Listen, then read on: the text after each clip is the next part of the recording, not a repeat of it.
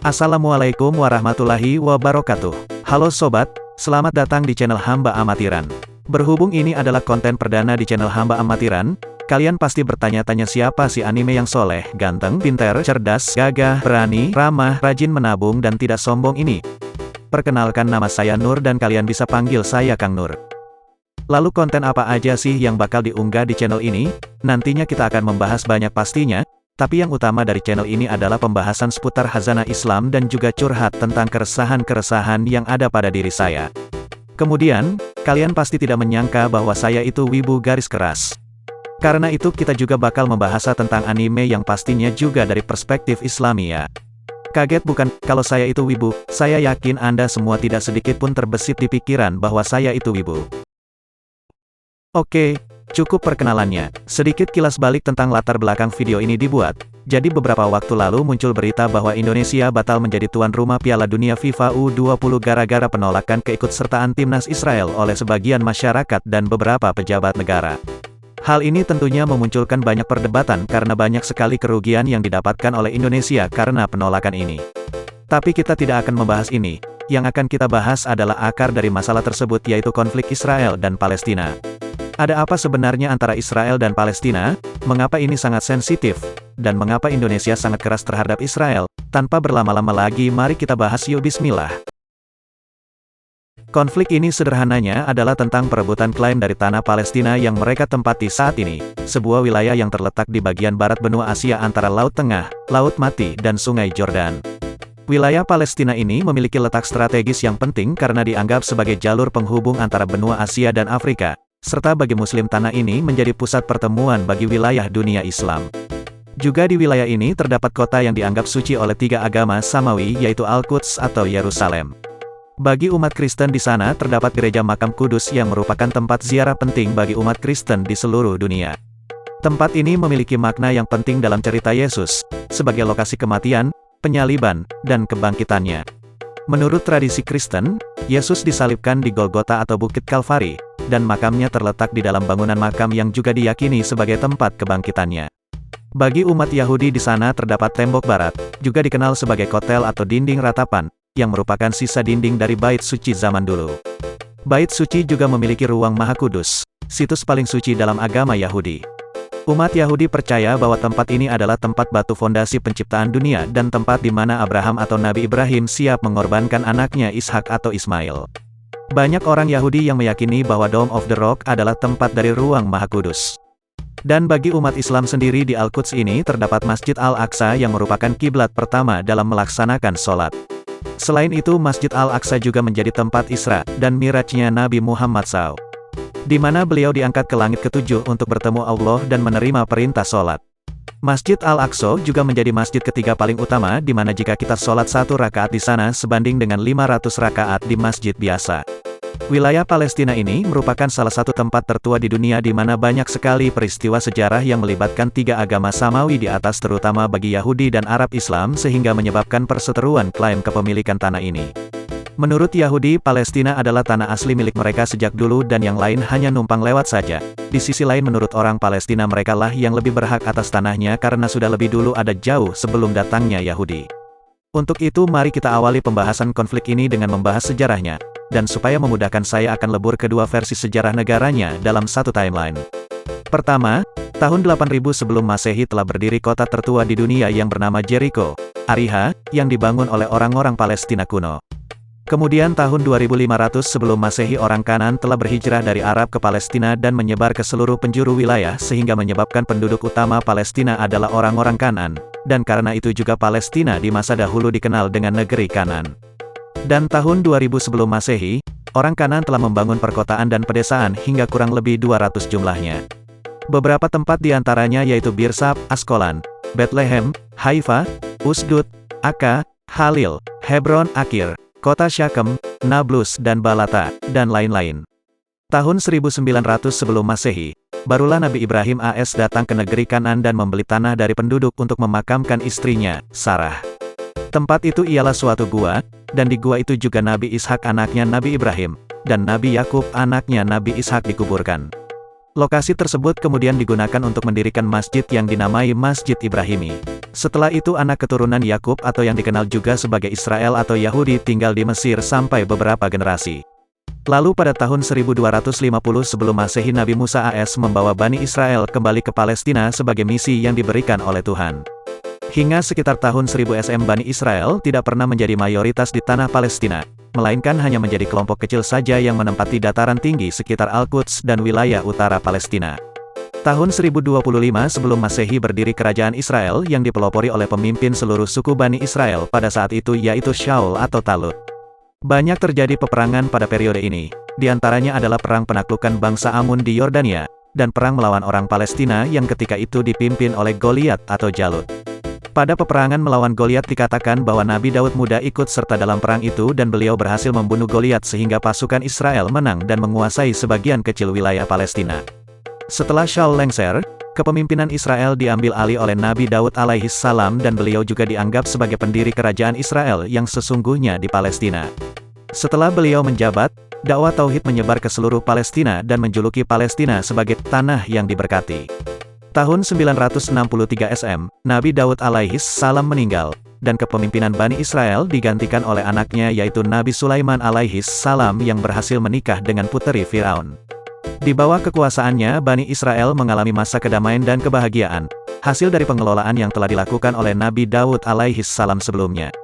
Nabi Sulaiman membangun infrastruktur kerajaan Israel dengan baik, beliau membangun kuil dan mempekerjakan banyak ahli bangunan dan pemahat. Ia mengirim tim ekspedisi untuk mengarungi samudra hingga mencapai ke bagian selatan Spanyol.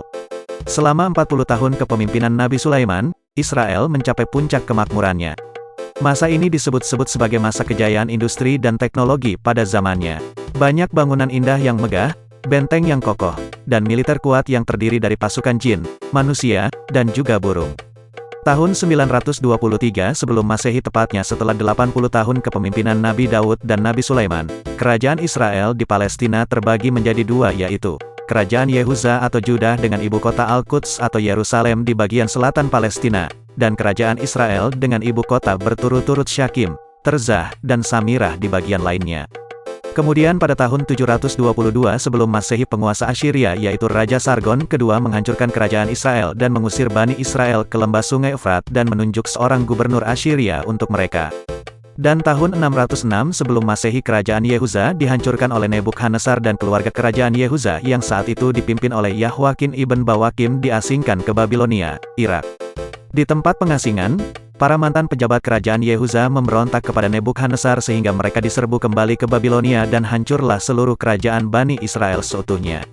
Setelah Nebukadnezar runtuh ada beberapa kerajaan luar yang menguasai Palestina, yaitu Babilonia tahun 586 sebelum Masehi sampai 538 sebelum Masehi. Persia pada tahun 538 sebelum Masehi sampai 330 sebelum Masehi. Yunani pada tahun 330 sebelum Masehi sampai 200 sebelum Masehi. Dinasti Selecid tahun 200 sebelum Masehi sampai 167 sebelum Masehi. Macabe tahun 167 sebelum Masehi sampai 63 sebelum Masehi. Dan Imperium Romawi pada tahun 63 sebelum Masehi sampai 636 Masehi. Pada masa Kekaisaran Romawi tahun 70 sampai 135 Masehi umat Yahudi memberontak kepada Romawi namun mereka gagal dan Romawi berhasil mengalahkan mereka. Romawi berhasil menghancurkan Haikal dan Al-Quds, mereka meratakan posisinya dan melarang orang-orang Yahudi untuk masuk dan tinggal di dalamnya. Hanya orang Kristen yang boleh masuk dengan syarat tidak memiliki darah Yahudi. Kota baru pun didirikan di Al-Quds dan diberi nama Aelia Capitolina sehingga kini Al-Quds dikenal dengan nama Aelia. Tahun 325 Masehi pada masa Kaisar Romawi Konstantin, agama Kristen sudah menyebar di Palestina. Banyak gereja yang didirikan di seluruh wilayah, gereja makam suci di Yerusalem merupakan gereja teragung pada masanya. Umat Yahudi saat itu telah menyebar ke Eropa. Di Palestina sendiri mereka tersudutkan karena penyebaran Kristen yang masif bahkan sampai ke penguasa sehingga mereka selalu menghalang-halangi Kristen dalam misinya untuk menyebarkan ketauhidan. Kristen yang merupakan umat Nabi Isa alaihis salam melakukan dakwah tauhid tetapi selalu didesak oleh ajaran agama Yahudi telah menyimpang. Mereka menyembah patung dan mendustakan Nabi Isa alaihis salam selaku nabi terakhir pada saat itu dengan menuduhnya sebagai penyihir. Bahkan mereka berusaha untuk membunuh Nabi Isa alaihis salam dengan dalih bahwa Kristen telah menghancurkan prinsip-prinsip ketuhanan dan syariat Talmud tentang keagungan Yahudi sebagai bangsa pilihan Tuhan. Lama-kelamaan, konflik mereka tidak hanya terjadi di Palestina tapi juga menyebar ke seluruh Eropa. Orang Yahudi memonopoli perdagangan dan menguasai pasar, mereka bertindak menjadi rentenir dengan meminjamkan uang kepada orang Kristen dengan bunga yang tinggi. Setelah lama dikuasai Romawi, pada tahun 636 Masehi Islam telah menyebar di seluruh Arab dan umat Muslim pada masa kekhalifahan Umar bin Khattab melepaskan Palestina dari Imperium Romawi. Orang-orang Arab Islam banyak berdatangan dan berasimilasi dengan masyarakat di sana sehingga menyebabkan terjadinya Arabisasi dan bahasa yang digunakan pun menjadi bahasa Arab. Mereka berbondong-bondong masuk Islam dan Palestina pun menjadi daerah mayoritas Muslim. Kemudian tahun 1099 Masehi, pasukan salib menduduki Yerusalem selama 88 tahun dan mendirikan kerajaan Baitul Maqdis. Dan tahun 1187 Masehi, pasukan Muslim yang dipimpin oleh Salahuddin Al-Ayyubi kembali merebut Yerusalem dari tangan Kristen melalui Perang Hattin yang terjadi pada tanggal 4 Juli tahun 1187. Perang Hattin dianggap sebagai pertempuran kunci dalam Perang Salib Ketiga dan merupakan pukulan telak bagi pasukan Kristen di wilayah Timur Tengah.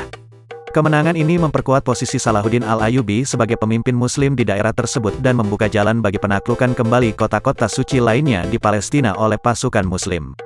Tahun 1260 Masehi pasukan Mongol pimpinan Hulagu Han menyerang Suriah dan berhasil mengalahkan pasukan Muslim di pertempuran Ain Jalut. Setelah itu, mereka mengepung kota Acre, yang merupakan basis terakhir pasukan Kristen di Palestina, tetapi mereka tidak dapat merebutnya.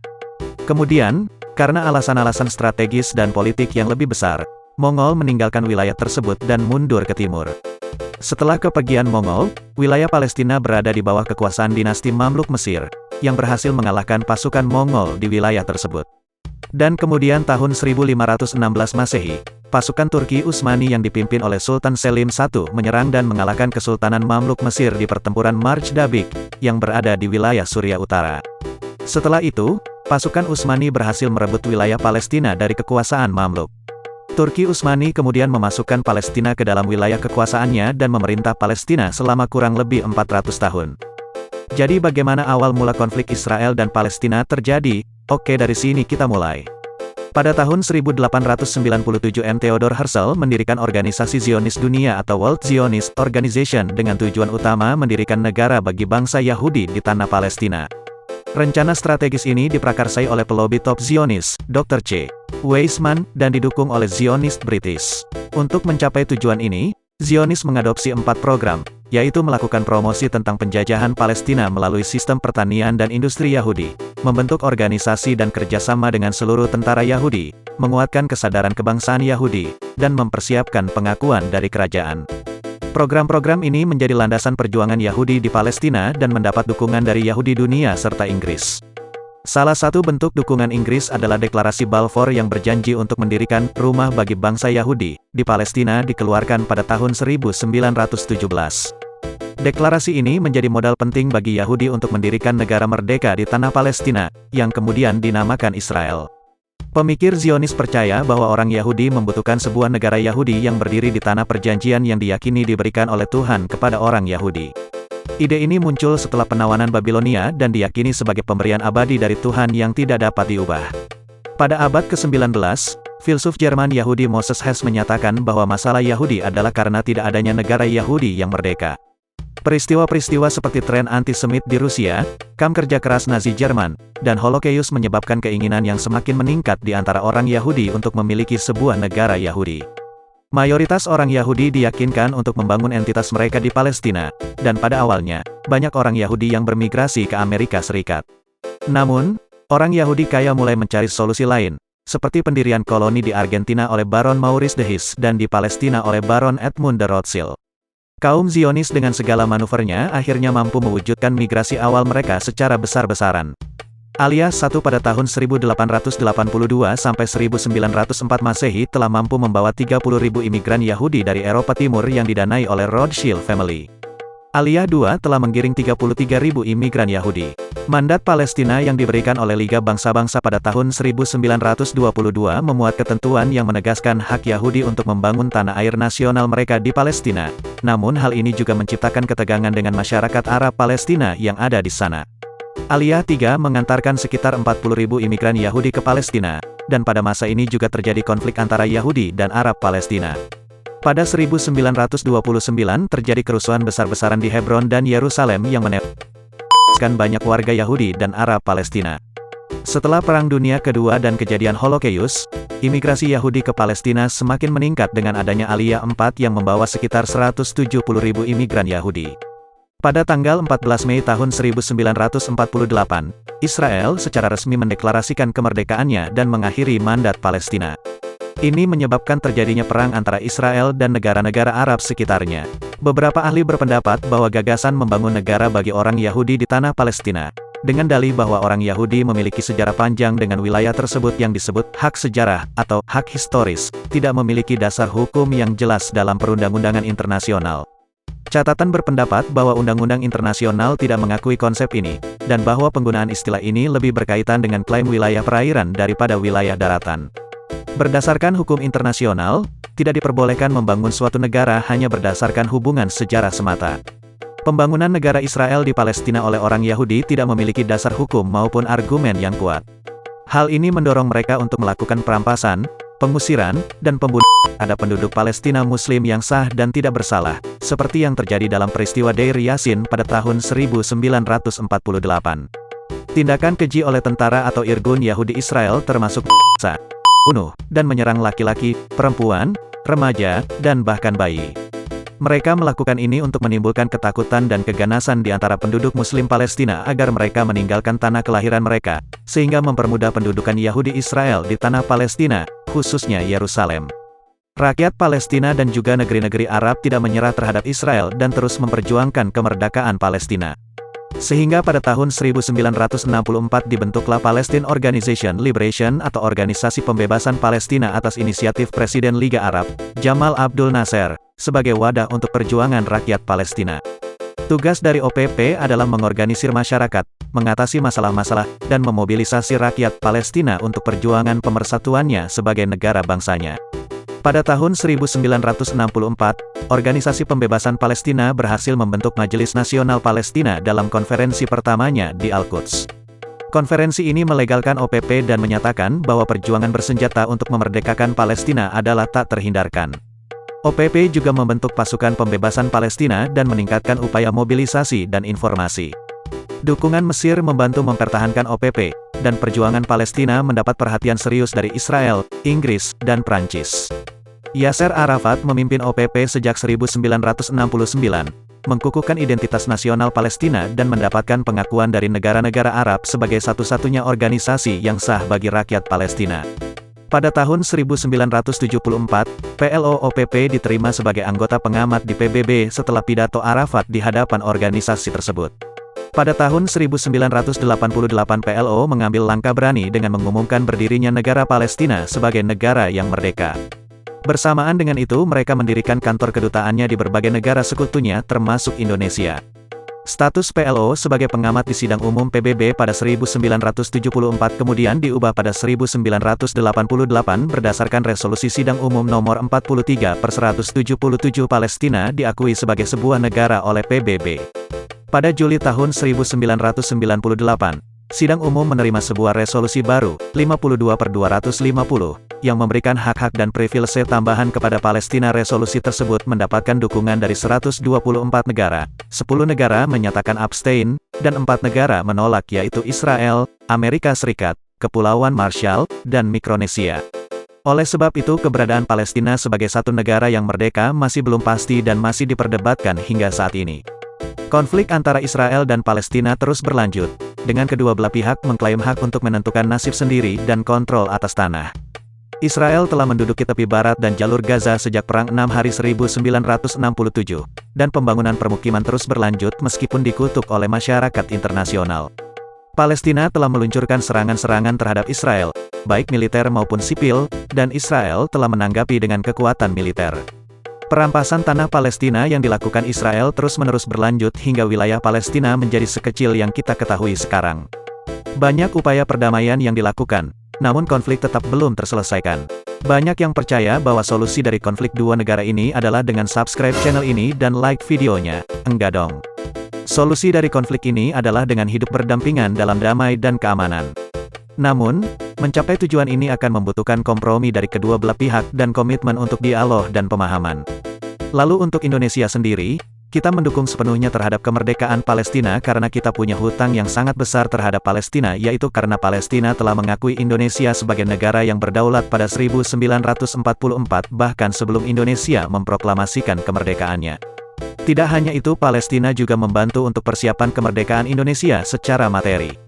Syekh Muhammad Amin Al-Husaini yang menjabat sebagai Mufti Besar Palestina dan juga salah satu saudagar kaya Palestina, Muhammad Ali Taher menyiarkan dukungan masyarakat Palestina terhadap kedaulatan Indonesia pada tanggal 6 September tahun 1944 melalui siaran radio dan media berbahasa Arab. Tak hanya sampai itu saja, kedua orang tersebut terus mendukung Indonesia dengan aktif melobi negara-negara Timur Tengah yang telah merdeka di Liga Arab supaya mereka mengakui kedaulatan Indonesia. Dan yang paling menyentuh adalah Muhammad Ali Taher menyumbangkan kekayaannya untuk memenangkan perjuangan Indonesia. Oleh sebab itu, ketika OPP mendeklarasikan kemerdekaan Palestina pada 1988, Indonesia langsung menjadi negara yang mengakui kemerdekaannya dan pada 1989 dibangunlah kantor kedutaan besar Palestina di Indonesia. Hingga saat ini Indonesia terus-menerus mendukung Palestina supaya mendapatkan hak-haknya dan rakyat Indonesia juga menyumbangkan sebagian hartanya untuk rakyat Palestina yang terkena dampak dari konflik yang terjadi. Lalu pertanyaannya, siapa yang harus kita pihak? Tentunya sebagai warga negara Indonesia yang baik kita harus dengan tegas menolak segala bentuk penjajahan yang terjadi di dunia ini sesuai dengan UUD 1945 yang mana dari kasus ini kita sepakat bahwa Israel telah menjajah Palestina. Dan sudah sepatutnya kita membantu Palestina untuk memperjuangkan kemerdekaannya dan menyadarkan Israel bahwa mereka telah menzolimi rakyat Palestina. Tetapi perlu ditekankan juga bahwa tidak semua orang Israel itu jahat, sehingga kurang bijak jika kita menyalahkan dengan merata kepada seluruh rakyat Israel atas penjajahan yang dilakukannya atas Palestina. Yang sepatutnya kita salahkan itu adalah pemerintahnya, bukan rakyatnya, karena sejatinya rakyat hanya bisa menerima kebijakan dari pemerintah. Tidak semua rakyat Israel pro terhadap penjajahan yang dilakukan oleh pemerintahnya. Banyak juga yang kontra dan bahkan mendukung kebebasan rakyat Palestina. Dan tentunya kita semua berharap semoga konflik antara Israel dan Palestina segera usai dengan solusi yang menguntungkan kedua belah pihak. Oh ya, perlu diingat sobat bahwa informasi yang saya sampaikan tadi perlu dipastikan lagi kebenarannya, sehingga saya berharap sobat semua tidak serta-merta mempercayai informasi-informasi tadi. Jika diibaratkan makanan, maka kunyahlah dulu makanan yang sudah masuk ke mulut hingga lembut, kemudian telanlah makanan itu. Di akhir video akan saya sisipkan referensi yang saya ambil dan juga rekomendasi referensi yang bisa sobat baca mengenai konflik Israel dan Palestina. Silakan tulis pendapat Anda di kolom komentar di bawah. Boleh juga didiskusikan di sana, yang penting adalah jaga perkataan dan saling menghargai pendapat satu sama lain. Terakhir, pesan dari saya. Seperti kata pepatah orang bijak dari abad ke-20, dia berkata bahwa orang pintar bukanlah orang yang mampu menjawab semua pertanyaan yang diajukan kepadanya dengan benar, melainkan orang pintar adalah orang yang subscribe channel Hamba Amatiran. Sekian dari saya, mohon maaf jika ada salah kata. Sampai jumpa lagi di konten berikutnya.